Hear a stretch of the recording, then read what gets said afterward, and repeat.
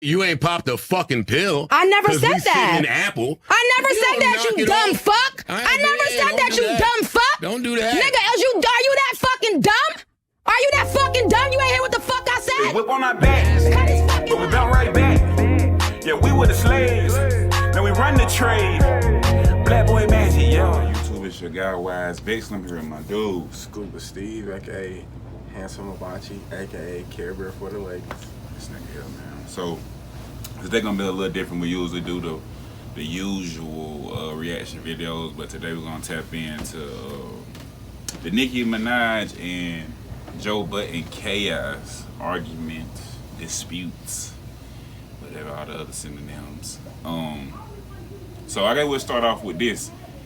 From your perspective, your point of view, who was in the wrong? I'm gonna keep it short and simple. I think Nicki Minaj was in the wrong. She was extremely petty about all the situations. You know, Joe Budden was most definitely there for the music to, you know, have an actual intellectual conversation, and it just turned into like a big argument debacle on who's gonna scream more, who's the loudest, who's gonna get offended the most, and who's gonna, you know, change the narrative. I was looking at the video or the interview, and Nicki Minaj changed the subject 3 or 4 times within her argument. Like, Yeah. come on now. And it was crazy. It was super biased because like she had the freedom to like jump subject to subject, but if Joe tried to, you know what I mean, branch off to something to prove another point, well, that's not what we're talking about. We're not talking about the dummy. We're not, you know what I mean? And she was just disrespectful. I feel like Joe Budden remained composed. It was moments where you can tell it was getting to him. He was getting agitated, but for the most part, for the stuff that she was saying to him, he remained composed. Like, I think he was agitated because of the fact of the matter was, like, they already had a relationship outside of the interview that she claimed didn't exist. Exactly. On top of that, She swore it didn't exist.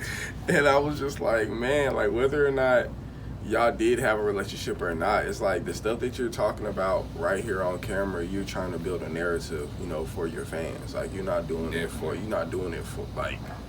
it to make, you know, the actual interview good. Like, you're doing it for Right. ratings. Or to clear up things like you said you were doing. You said you were trying to clear things up, but it doesn't seem that way. It seems like you set him up. It seems like you put out the bait and he took it, and then you chopped his head off when he got there. That's what it seems like. And it's like you never was really gonna answer any of the questions that really. She didn't plan on it. Yeah. It was never in her plans for her to clear up her side of shit. Even the drug shit. Like, she's the one that brung the drug shit up. But then that was the thing that took her over the edge. But you're the one that said something about it. How could you accuse me of taking... So you didn't do drugs, but you didn't want to answer it. Why'd you bring it up? If it was true. And then everything just goes all over the place once the screaming happens and once the loudness happens. Like, you just really there's no de-escalating it from that point. Like, you can't have a civil conversation about. And again, and this might just be the man in me because that's what I would have done. I would have shut the fuck up too. Because you didn't come here to let me talk. So I would have done the exact same thing. And some people are saying that that's immature. Is he supposed to just spaz on her and talk over and scream? Is that what he's supposed to do? And then y'all like, oh, Joe Budden's emotional. And then if you look from afar, it's just 2 people screaming, and you're not gonna understand nothing that's going on. Y'all both look stupid. So I'm not saying Nicki did look stupid, but I'm not saying she is stupid. But I was just saying, like, if you was coming there to have a conversation, why are you sitting there insulting this man or calling this man everything out of the book besides his name? Everything. Like, dummy, stupid.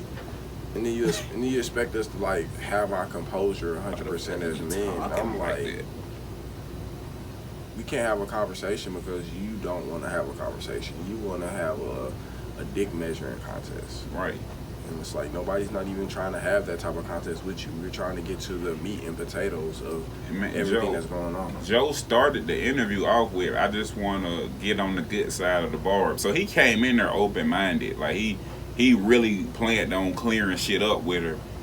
And at the end of the day, bro, he's in media. That's what comes with it. Everything's assumption. Unless they really, like, live with the person, know that's their home, you know what I'm saying? Everything is, oh, I met this person a couple times and this is the vibe that I get from them. Everything in the media is that. So stop trying to be so personal, because if y'all don't have no relationship, then it don't even matter. If you're saying that y'all relationship doesn't exist, then he's just doing his job and it doesn't matter. So what are we talking about right now? All I know is I just felt like Nicki Minaj was my girlfriend and she was arguing with me about something that she wasn't even trying to fix. Like, she just wanted to argue, and I was just like, in order to have a great conversation, you got to be able to understand what the other person is saying and able to apply that with your argument and keep going. Right, and then she kept repeatedly saying how he's not gonna outsmart her. He's used to being the smartest person in the room, but you got the right one. But you're not showing any of that intellectual ability that you're claiming that you have. You're just screaming and calling him names. And you were flustered because you were repeating yourself like right then, and like you could tell, like, if you was actually there in the interview room, like she was in her emotions right then and there, like 100%. And it's not saying that men and women can't be in their emotions, but like when you're trying to get to the meat and potatoes of stuff and you're trying to get stuff accomplished, doing stuff irrationally, especially in your emotions, and if you're bothered or argued, it's not gonna work. And clearly, like it went completely left. Like I was like, oh, okay, Nicki Minaj, Joe Budden, we gonna hear some stuff. Nah, it was just a shouting match. It was just like one person shouting, the other person, like you said, like I don't even want to do this interview anymore because he's seen it coming. He's seen it coming in the beginning of the interview. He was like, I already know what this is. You're trying to back me into a corner and attack me, and he already, because they do it to him all the time. Like, so he seen it coming a mile away. And it was like the stuff that he was trying to, like, even the stuff that he was trying to say, like, did you ever do drugs? Like, we ain't never met before, but then we meet at this studio one time. She answered it, and she answered like, yeah, we have met. So it's like, what do you, like, you contradicting And then later on, me and Joe was under the same people. So I thought you didn't know him, though. You didn't even know him 10 minutes ago. So I'm like, you can't, like, so if you address that, then it's like, once you address it, she's not going to give you a logical response back. It's just like, oh, whatever, right. Da. That's not what we're talking about, but it's like, but you get to talk about whatever you want to talk about, but when I try to respond to the shit that you just got off subject about, then it's like, no, but we're talking about it. But you the one that brung up the drugs.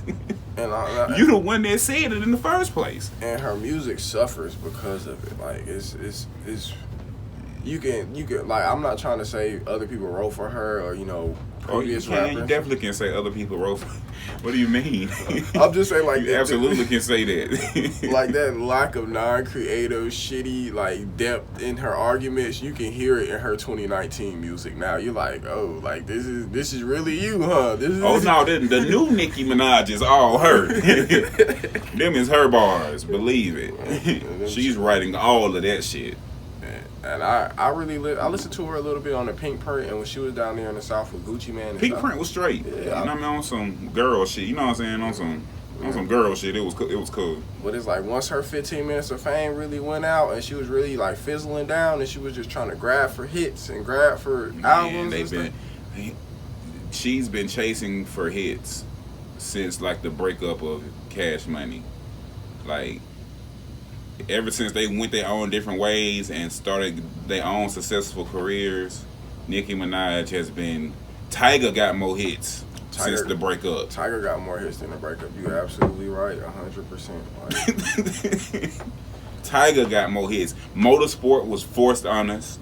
That wasn't an initial hit. Like, they forced that shit down our throat until it actually became a hit. Motorsport still is not a hit to me. But by numbers, it's a hit. But like, it was forced on us. Just like the shit with Wayne and Drake that she dropped. Wasn't Cardi B on there though? Yeah, Cardi B was on there. So she wasn't even the hot dominant. Like, she was, like, they put her on it, or whether it was her song or not, she was the second tier hot girl, because Cardi B was hot like fire right then. So like, she really could have been out. Yeah, then the narrative of them not liking each other, them supposedly throwing bars at each other, it definitely gave it more momentum than it would have if it was just a regular song. That shit wasn't all that. That's but I don't even. Motorsport, I think of the song now, but I don't have no sound in my head of that. Like, I'm like, How does it go? A bunch of sound of skirt, motorsport, put it in reverse. Like just a bunch of random ass words. Once it fell out of radio spin, it fell right out for me too. That's just not one of those memorable like It's not. And single songs. all of her shit since the breakup has been like some forced. The shit with Meg just seems so forced. She said that it was Meg and Ty Dolla $ign song from the beginning, and she jumped on it. Maybe, I don't know, but it seems rushed. It seems just thrown together. I don't know, and I don't know how much I can believe her. Like I hate to just join the bandwagon that Nicki Minaj is a liar, but I just don't know how much I believe her because she got caught lying a few times in that interview. It seems like she likes to manipulate the narrative of whatever's going on. She likes to control like the overall outlook of whatever the subject matter is. I just feel like she just doesn't like when somebody presents her with a question that she may have to think about, instead of actually thinking about it and taking the time to think about it, she just gives you a rational, hasty answer, and like you said, manipulates and changes the narrative. I don't think that's really cool. No, it's super whack, man. Not the biggest Joe Budden fan as a media person, because I do believe sometimes that he be doing the most. Most definitely. He be doing the most sometimes. Sometimes I think he tries too hard to be the honest guy. You know what I mean? Like he overdoes it sometimes. But in this case, as the media person, he was all the way in the right. He was doing his job. He speaks. It's not just about Nicki Minaj. Like he speaks like that about everybody. That's why the Migos tried to jump him, because he was calling them trash for a year and a half. That's real life shit. So it's like, it's not just about you, Nicki. Like, stop being egotistical. It's not just about you. I just think personally, with the way rap is set up, you gotta be young, or you gotta be trendy, or you gotta have a gimmick, or you gotta be fire. Joe, I really believe, like, and this is just my biased opinion, the people that Joe Budden really be coming at, he feel like he can rap better than them. He feel like they're trash. Yeah. And I understand that. I get it. Sometimes it's biased. Sometimes, you know what I mean, sometimes he just goes overboard with like the honesty of it. Like, cause yeah, sometimes niggas do be trash. But then it's like, you do have a major platform, and that does affect their record sales. So I understand why people, you get what I'm saying? You keep on a big platform. If you keep saying this person sucks, this person sucks, this person sucks, eventually people gonna be like, you know what? Maybe he does. This motherfucker does kind of suck a little bit. The thing is, I don't think Joe Budden really like. If like Joe Budden gives you your first listen on the beat, you know what you're talking about. Sometimes with artists, you gotta listen to their fifth or 10th song, or you gotta listen to their whole beginning project and then go into their next project to really get a feel for them. You can't really get a feel from a person from a single, or even just 2 songs, or even a feature. Like, right. In order to really get a person, you gotta fall in love with their project. You gotta be able to relate to them. Like me and J. Cole, Sally Mae Germain, like Joe Budden gave mood music, so like that's why I was able to relate to him, because he gave you like emotional mood, like bro, in tune with your emotions, speaking on it and conveying a message, talking about women in a positive way, and all types of things in relationships. So I was like, okay, I can relate with Joe Budden. But Nicki is like, Nicki was hot, she was trendy, she made great songs, she was appealing to me by my eye. You know, I'm a male, I'm heterosexual, so of course. But at the same time, it was just like, after I guess the song, he says, you know, my co-partner, he says the Meek Mill breakup, but I think the Safari breakup was the one that really took her career all the way. Like, I really ain't hear no hits after that Safari, like after they broke up. I mean, because Safari was clearly giving her the juice. Like, he had the formula, because he's a male version of her. And niggas don't want to hear men rap like that, so that we would prefer a woman to rap like that. And that's what was happening. But if he take them bars away, because he's not the craziest punchline rapper, but it's better than Nicki shit. You know what I mean? And hers plus his, right, into together, that, yeah. And that, like, together, it was a good matchup. It was a match made in heaven, but it was just like, they couldn't really. I mean, Meek did throw him under the bus. He said he was upstairs in a hotel smashing the chick. he FaceTimed Nicki. So I mean, it was a plethora of things on why, you know, it didn't work out and stuff like that. But I thought just for the sake of the business and the money, they should have thought bigger picture outside of their relationship and still should have been able to work together. But, you know, like you said, love is a wild thing. Bro. Yeah, nah, I wouldn't even, it's not even worth trying it for real. You fuck up your money. Yeah, nah, fuck her. You break up with her, move the fuck on. It's over with. Yeah, I mean, I'm guess he's still getting royalties from the writing credits from the early stuff, isn't he? Man, hell yeah. So, you know, but in hell yeah, he definitely, Safari said, bro, Safari's good. He's definitely good. He just need to, I think he signed like a some type of porn deal or something, or like a what's the sex store called? Starship or some shit. Starship. He signed a deal with Starship to be a motor, be a dick motor. He a brand ambassador for Starship. Shit, like I ain't knocking him, man. Shit, that Starship wanna hire me, I'll be right there with him. Mold my shit all day. Yeah, give me a check for it. Yeah, I don't give a damn. But I all day.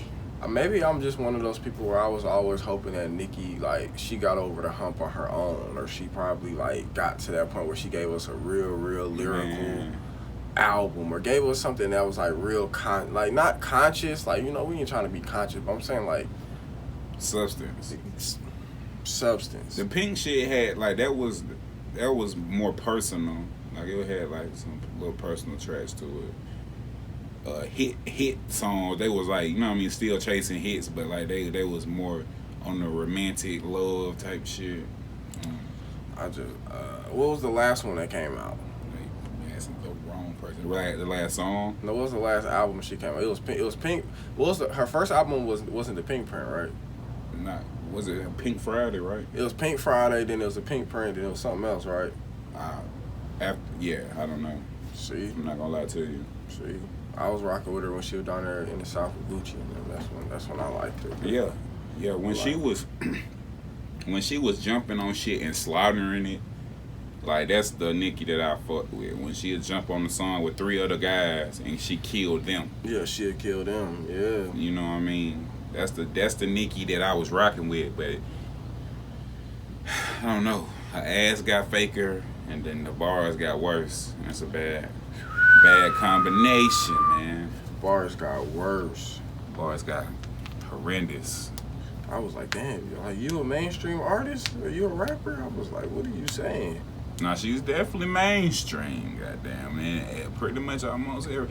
Well, the thing about it is that like the industry is timing, and if you're lucky, you might get 2 shots at it. Maybe 3 times. That nigga Tiger done got like 3 chances. Oh yeah, Tiger done got like 3 chances. Because he got the formula. He know the hit. Formula. It just his hits be so far in between. It be hard to stay relevant in between them. But like he's able to get himself back into conversation for niggas to even consider him. You know what I mean? Like Tiger do make. Yeah, Tiger did make it a long time. Like he wasn't, he was supposed to be one of those one and dones, or Yeah, and then he came back and boom, yeah, here go another, boom, here go another. He's like, damn, okay, Tiger is still around. And then it's like when he make it back to the radio, it be some fire shit. It don't just be like okay, you got a little cool song. It be a real life hit.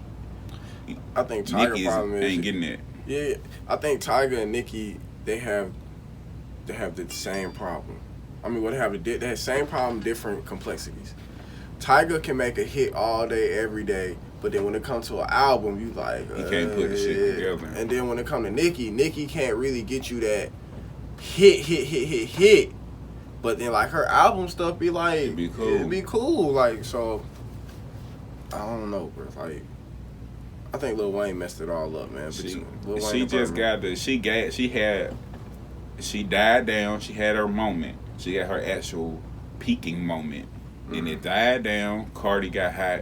And she attempted to come back while Cardi was hot still. This right now would have been the perfect time for her to come back, because Cardi's kind of like just cruising. She's not falling off, but she's kind of like just riding the wave of what she's already done. Throw a few features here and there. But see, Cardi messing herself up with all this legal stuff, and like basically like it's so crazy with Cardi. It's like you said, the industry with timing is like the city girls done came through and Meg Thee Stallion done came through. So it's like now that she's not the top tier like female artist that's out right now. I think she's still the cream of the crop. You think so? Yeah, because none of them are rapping like her. Like as far as like putting words together, like her writer is better than all of them motherfuckers combined. It's not even close.